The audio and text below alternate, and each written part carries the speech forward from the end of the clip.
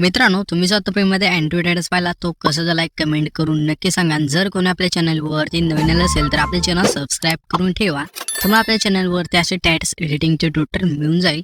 आणि आपण व्हिडिओमध्ये जे पण यूज केले ऑल मटेरियल आहे ते सर्व तुम्हाला आपण व्हिडिओच्या डिस्क्रिप्शन बॉक्समध्ये दिलेले आहे. तिथे आपण सर्व डिटेल दिलेले आहेत. आता तुम्हाला काय करायचे, हा टॅटस क्रिएट करण्यासाठी तुमचं जे अलाइट मोशन ॲप आहे ते ओपन करून घ्यायचे.